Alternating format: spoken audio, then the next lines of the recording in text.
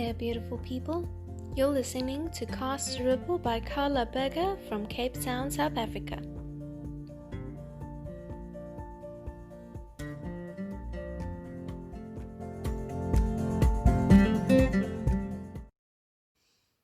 Hello friends, and welcome to a new episode of Cast Ripple. Cast Ripple and Be a Ripple is a space where I like to share what I like to call life-enhancing tools that absolutely anybody can use to better improve the quality of their day-to-day experiences. Today, I want to talk to you about thoughts. So we all have some experience in thoughts, because we are all human, we all have a brain, and we are all almost constantly associated with whatever we are thinking. So what if I told you that we as humans are actually addicted to our thoughts?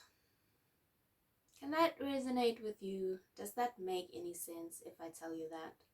Can you think back to maybe it was just this morning where you were on your couch having coffee and then an hour later you realized that you've kind of lost track of time? That you were inside of your mind. You were either playing out scenarios that were going to happen in the future, or you were thinking back to past events, agonizing over things that you should have done or shouldn't have done, or you were even daydreaming about pleasant experiences. But for that hour you were on your couch, you weren't actually on your couch. You were completely involved with the stories in your head. So thoughts and our brain can be such a powerful tool that we can use.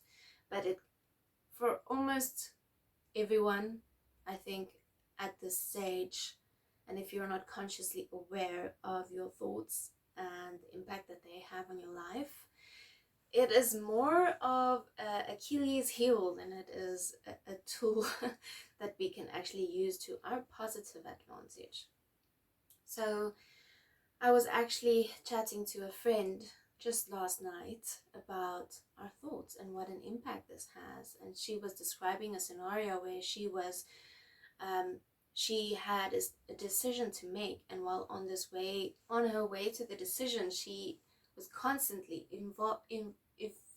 involved with her thinking, and it was a to and a throw and a pull and a back, and she didn't know what to do, even though her gut told her what to do. She was so involved with her thinking. Now she ended up at the end of the day making the right decision, but it was a lot of drama to get to that decision and to get away from her thoughts and just actually following her gut feeling.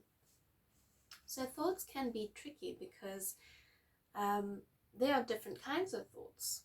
Some of these thoughts come out of ego, out of our mind-made selves, out of our man-made selves, out of conditionings that we've been conditioned to think.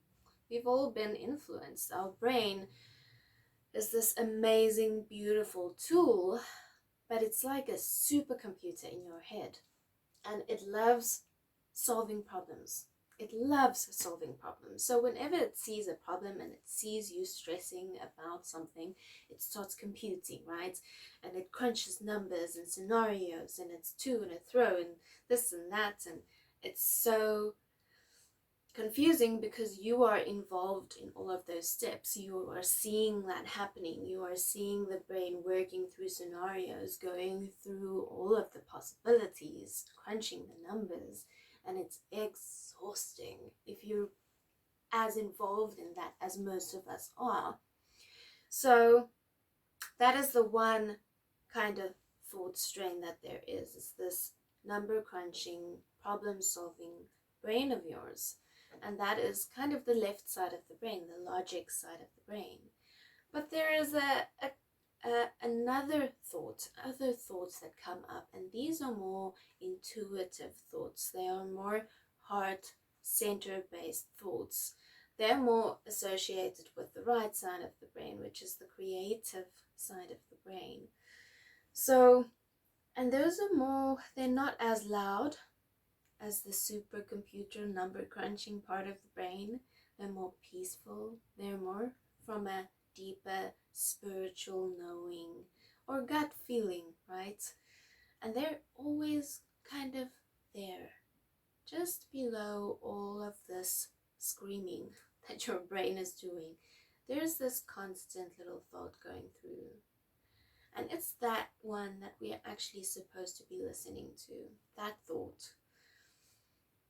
And it can be very confusing because we don't always know if that thought is real, if that thought is from intuitive thought, if it is from heart-based thought, if it is from, the gut, or if it's from ego.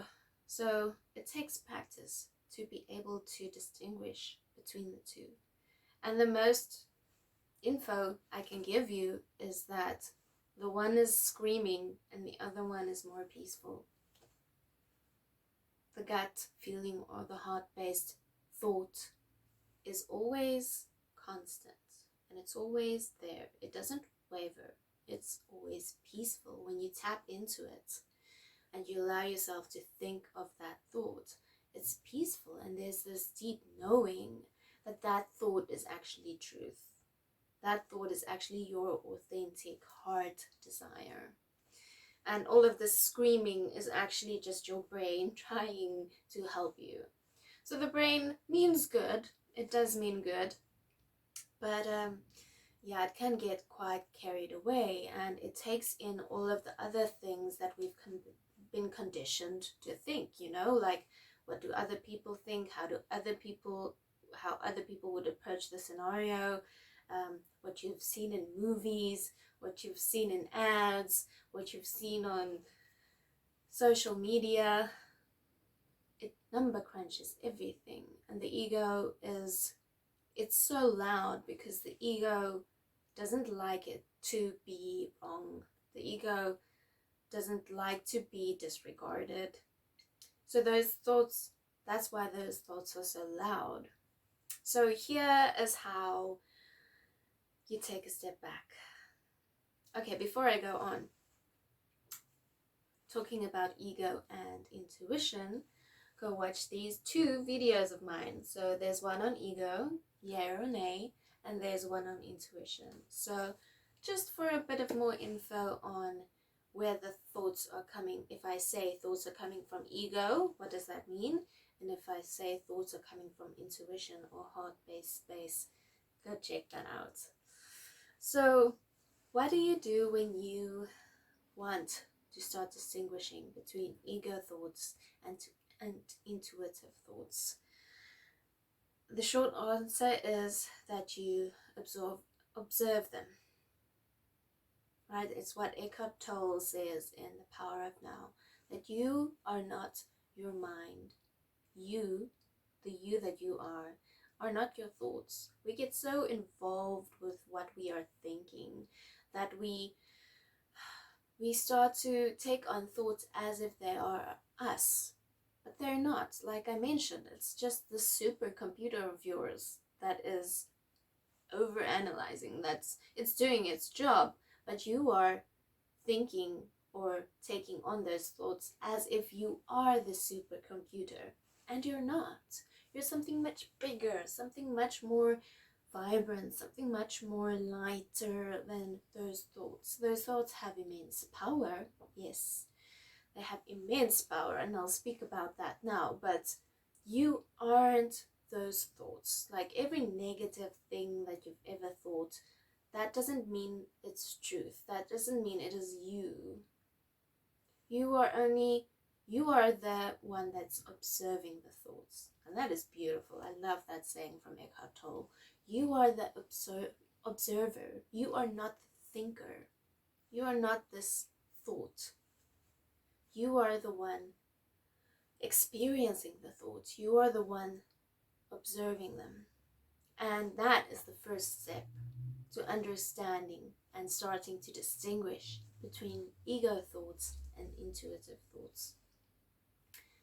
Understanding that you are not the thought, you are the observer. And as soon as you start to create awareness for yourself around that, awareness around being aware of your thoughts, you'll start to see, firstly, that you have so many negative thoughts. Seriously, it's morbid in there. It can be so, so bad, and we don't realize it until we kind of snap out of it and we're like, oh, wow, that was a bit dark. That was, sure, I'm actually really being really mean to myself or to someone else and not really giving myself or someone else the benefit of doubt. Or it can be overly positive. For me, the negative experience was it, but I'm sure there are people out there that are too, la-di-da in their heads, maybe. So either way, you kind of grasp that your thoughts are this non-reality, that they're just kind of jibber jabber in your head, and that you are not those thoughts. So taking a step back and seeing the thought, you won't be able to stop the thought. Let's make that very clear. There are some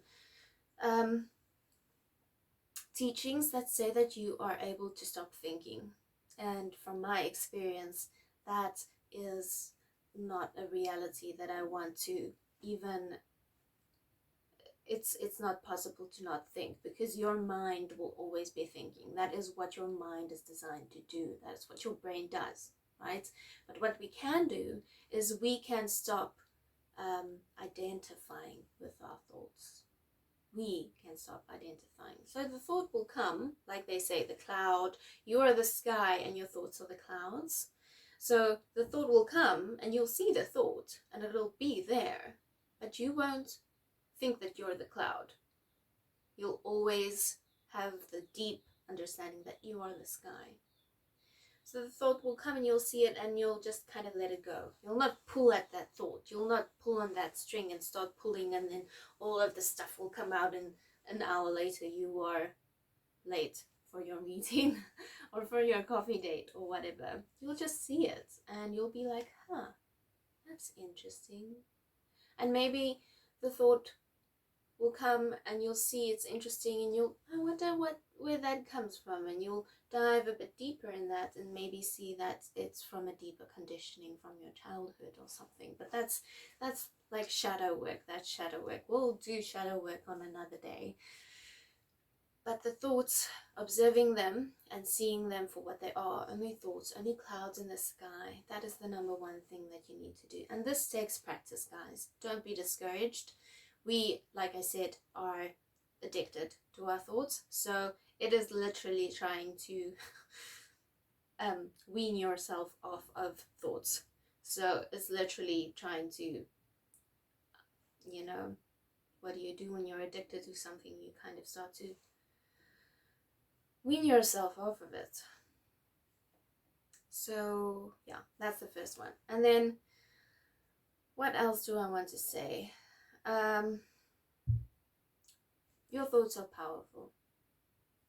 So the first thing that notice is that you are not the thought. The second thing that you need to understand is that your thoughts are insanely powerful. Why do I say this? Because in Conversations with God, book 1, and you can go listen to my podcast on that, it says that there are 3 levels of manifesting, of creating, of divinely living yourself out into this reality. And that is thoughts, words, actions. If you think about it, absolutely everything in this reality was first a thought. I mean, maybe not the plant that was divine creation, but the pot. That was someone thinking, this is beautiful. I want to have it in my living environment, in my room. How can I do that? I'll just make this pot and then I'll put soil in it, and then I'll take this plant and I'll put it in my living environment. So that was thought. Anything man-made was first thought, and look at how it's manifested. So absolutely everything that you're thinking has manifestation power. And then you're thinking, oh, that's really bad because my thoughts are dark and twisted and I really don't want them to manifest. So that's why we need to also be very aware of what we're thinking, understanding where those thoughts are coming from, why they are so dark and twisted, some of them, and try and understand how we can change our thoughts. And we change our thoughts by actively engaging with them. But that, like I said, is shadow work. That is something that's another practice. But for now, I just need you to know and understand that your thoughts are insanely powerful, and that you, as a divine being, are in control of those thoughts. You are the observer of those thoughts, and you have those thoughts at your fingertips. They are a tool for you to use. They are here for you as the first step in manifesting what it is that you want in this life. And if you are continuously thinking negative thoughts and being mean to yourself, guess what? The world will be continuously throwing mean stuff at you, and it will continuously create scenarios for you where you will ultimately live out negativity towards yourself. It'll send people to you that are negative to you and mean to you because you are so mean to yourself. And that is immensely powerful. And it's so important to understand that because, man, we are so powerful. We are such powerful beings. And the moment we understand that, the moment we grasp that, we are unstoppable. So here's another pitfall that I want you to be aware of. The pitfall with thoughts and becoming aware of them, and I myself, when I started practicing this 2 years ago,